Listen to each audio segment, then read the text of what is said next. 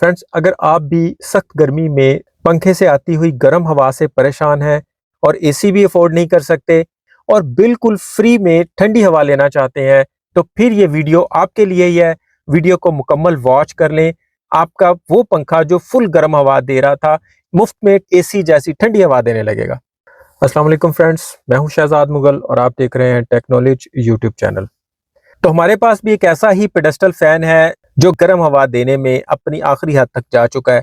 तो अब हम इसे एसी फैन में कन्वर्ट करने लगे हैं। इसके लिए हमें फैन का ऊपर वाला कवर उतारना है। उसके बाद इसके परों के अंदर एक अदद पेच लगा होता है, उसको एक फ्लैट पेचकस से खोल लिया और उसके परों को बाहर निकाल लिया है। इसकी पीछे वाली जाली इसके डोम के साथ फिक्स होती है, वहां पे भी 2-3 पेच होते हैं, उनको खोल के भी हमने इससे अलग कर लिया है।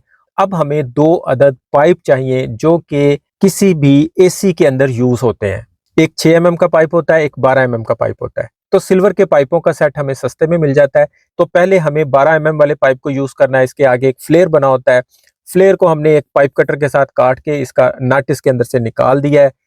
बेशक ये आपको कॉपर के नजर आ रहे होंगे, लेकिन इनकी हकीकत भी मैं अभी थोड़ी देर में खोल देता हूँ कि इनके पीछे का राज क्या है। और इसके ऊपर जो फोम चढ़ा हुआ है हमने वो भी छुरी से काट के तो उसको भी इसके ऊपर से उतार लिया है। और साथ में ही आपको पाइप की हकीकत भी नजर आ गई है कि पाइप के आगे वाला कोई 3 से 4 फीट का एरिया गोल्डन कलर का है। ये ऐसे ही लग रहा है जैसे कॉपर का है। उसके बाद इसकी असलियत नजर आनी शुरू हो गई है। आगे से ये सिल्वर का आपको नजर आ रहा है।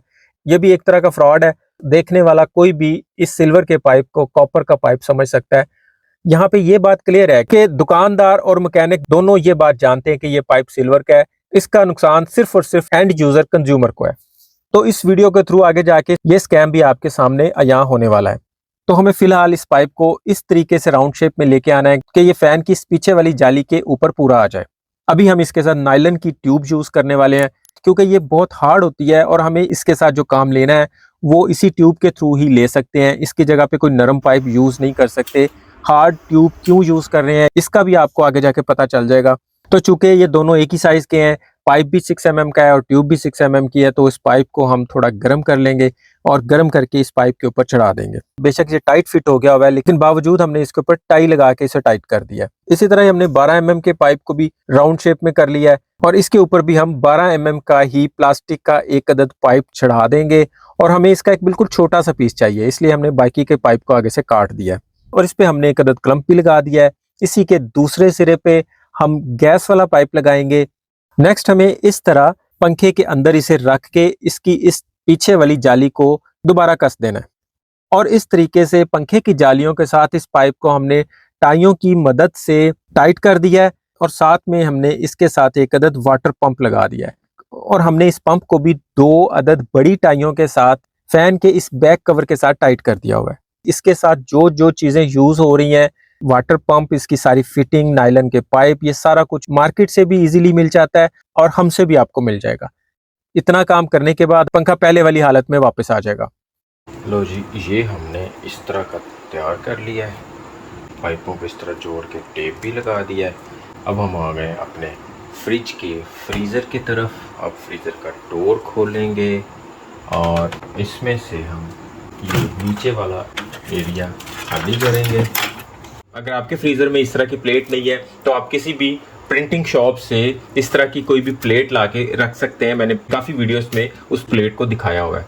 तो हमारे फ्रीज़र में ऑलरेडी ये प्लेट मौजूद है। हम इस प्लेट को यहाँ से इस तरह उठा लेंगे और इसके इस जगह पे हम अपने इन पाइप्स को रख देंगे। प्लेट को दोबारा इसके ऊपर कर देंगे इस तरीके से और ये पाइप हम इस साइड पे ले आएंगे यहाँ पे और अब इसके ऊपर हम दोबारा वजन रख देंगे, यानी कि दोबारा सारी चीज़ें वापस रख देंगे। हमने अपने सिल्वर पाइपों को इस प्लेट के नीचे रख दिया है, इसके ऊपर वैसे का वैसा सारा सामान जोड़ दिया है। फ्रीज़र को पता भी नहीं चलेगा कि इसके अंदर हमने कोई एक्स्ट्रा काम किया है। रह गए इन पाइपों का मसला। हम इन पाइपों के सिरों को आपस में इस तरह जोड़ेंगे और इन पाइपों को हमारे दरवाजे के ये इस जगह से जो इसकी ये रबड़ लगी होती है, रबड़ के अंदर या यहाँ मैग्नेट होता है और यहाँ पीछे रबड़ बॉडी के साथ अटैच होती है। मैग्नेट और बॉडी के साथ लगी हुई रबड़ के दरमियान में इतना गैप होता है, इस तरह की लचक होती है। इसके अंदर से हम इन पाइपों को बाहर की तरफ निकाल देंगे। यहाँ से सुराख करेंगे। सुराख हम किसी भी चीज़ से कर सकते हैं। इसी सुराख में से हम इन पाइपों को गुजार देंगे। ये हमारा एक पाइप गुजर गया, इसी तरह ये हमारा दूसरा पाइप गुजर गया। तो अब हम क्या करेंगे, इन पाइपों को यहाँ से बड़े प्यार से खींचते जाएंगे।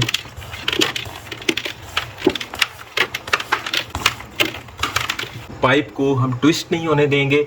इसी तरह जिस तरह ये पाइप आ रहे हैं इसी तरीके से यहाँ से गुजार के तो इन्हें हम डोर की दूसरी साइड पे ले जाएंगे।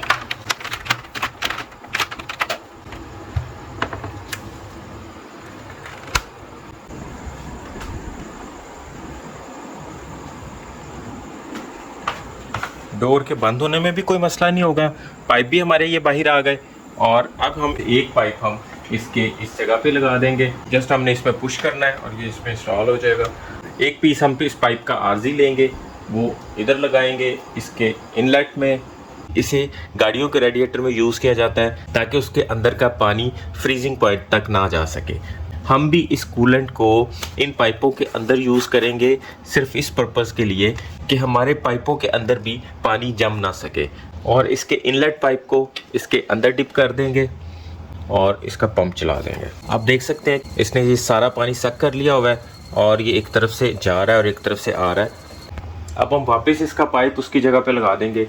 अगर इसके बावजूद पानी किसी वजह से इन पाइपों के अंदर जम भी जाता है तो हम सिंपली इसे यहाँ से बाहर निकाल के थोड़ी देर के लिए यहाँ छोड़ देंगे। 1-1.5 मिनट के अंदर अंदर इसके अंदर वाली आइस मेल्ट हो जाएगी। आइस मेल्ट होती है तो हम फ़ौरन इसे वापस रख देंगे।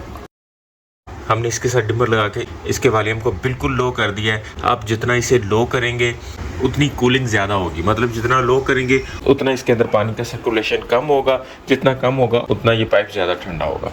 इसके कॉपर के पाइपों की असलियत भी जान लेते हैं। तो बेसिकली तो ये सिल्वर के पाइप ही हैं, लेकिन इनको कॉपर के कपड़े पहनाए गए हैं। पहली नज़र में देख के उन्हें बिल्कुल जज नहीं कर सकते, तो हम इनके कपड़े उतार के भी आपको दिखा देते हैं कि किस तरह आम आवाम को धोखा दिया जाता है। आखिर इस चीज़ पे भी किस कदर मेहनत की गई होगी, बहुत दिमाग लगाया होगा। यही दिमाग हम किसी अच्छी चीज़ पे लगा के उससे अच्छा काम भी ले सकते हैं। तो फ्रेंड्स आप देख सकते हैं कि इसके अंदर हमारा कूलेंट चल रहा है इस वक्त। ट्रांसपेरेंट पाइप लगाने का मकसद भी यही था कि हमें पता चले कि इसके अंदर क्या चल रहा है। इसके ऊपर आप देख सकते हैं फ्रीजिंग के ड्रॉप्स भी आ चुके हैं और मैं अब इसका टेम्परेचर चेक करता हूँ। आप देख सकते हैं कि इसका 25 टेम्परेचर हो चुका है इस वक्त। ये 25 से भी डाउन चला गया है, 24.9 चला गया है। अगर आप इस पाइप की जगह डबल पाइप कर देते हैं तो ये और ज़्यादा ठंडक करेगा। अब आप फ़ैन को चलाएंगे तो ऑब्वियसली फ़ैन भी ठंडी हवा देगा। हमारे डोर खोलने में भी कोई प्रॉब्लम नहीं है, डोर भी पूरा मुकम्मल सही खुलता है और बंद भी होता है। और फ्रेंड्स अगर छोटे पाइप को आपको फ्रीज़र की इस जगह पे रखने में कोई प्रॉब्लम पेश आए तो बेशक आप इसकी ऊपर वाली ये फिटिंग उतार के, ऊपर वाला कंसोल उतार के आप इस पाइप को बेशक दरवाजे के अंदर इस तरह रख दें। कूलिंग थोड़ी देर बाद होगी, लेकिन ये भी फ्रीज़र बॉक्स का हिस्सा है। यहाँ भी अगर आप कोई चीज़ रखते हैं तो वो भी जमती है, इसलिए थोड़ा लेट हो जाएगा, लेकिन इस जगह पे भी आपका काम चल सकता है। फ्रेंड्स आप देख सकते हैं कि धीरे धीरे टेम्परेचर कम होता जा रहा है। आप इसके ऊपर वेपर्स आते हुए देख सकते हैं कि ये पानी के इसके ऊपर ड्रॉप्स आ चुके हुए हैं और ये बहुत ठंडा हो चुका हुआ है। अब अगर हम फ़ैन को चलाते हैं तो सिर्फ और सिर्फ फ़ैन चलाने का खर्चा है, जो कि हम ऑलरेडी पहले भी चलाते थे। एक्स्ट्रा ना हमने कोई कंप्रेसर लगाया, ना हमने कहीं पे गैस फिल करवाई, और ना ही इसमें कोई ऐसी झंझट है कि हमें पानी भरना पड़ रहा है या पानी इसका नीचे गिर रहा है। बिल्कुल सेफली काम करेगा, 24 आवर काम करेगा, क्योंकि फ्रिज तो हमारा चलना ही चलना है। तो हमने फ्रीज़र बॉक्स के अंदर की फ्रीजिंग से बड़े ज़बरदस्त तरीके से काम ले लिया है। आप यहाँ देख सकते हैं कि मैंने वो कर दिखाया है कि अब हम ठंडक बिल्कुल फ्री ले सकते हैं। अब ये पंखा हमारा एसी से कम कूलिंग नहीं करने वाला।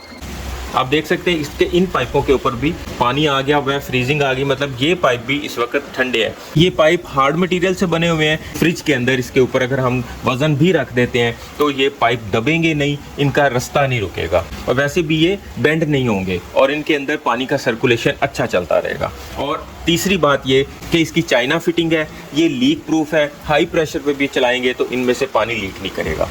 अब यहाँ पे हम एक छोटा सा और काम करने वाले हैं। जो फोम हमने इन पाइपों के ऊपर से उतारा था उस फोम से हम इन पाइपों के दरमियानी गैप को फिल कर देंगे ताकि जो भी हवा पीछे से आगे की तरफ जाए वो मैक्सिमम इन ठंडे पाइपों को छू के ही जाए। तो इस तरह हमारा मुफ्त का फैन एसी तैयार हो गया हुआ है। ना तो कमरों में हबस करेगा, ना नमी पैदा करेगा, ना ही इसमें कहीं पे भी बर्फ डालने की जरूरत है।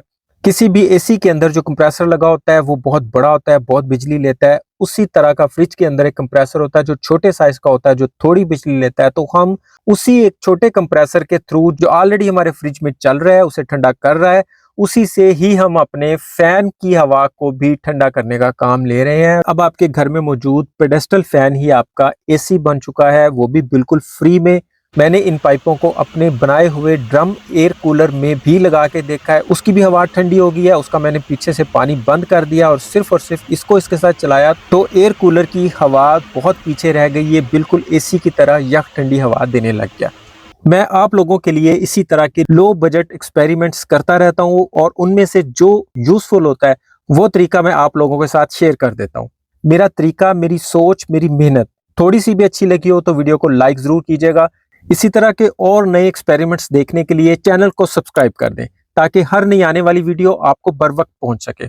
अभी के लिए इतना ही। अपनों और अपनों का ख्याल रखिएगा। बहुत बहुत शुक्रिया। अल्लाह हाफिज।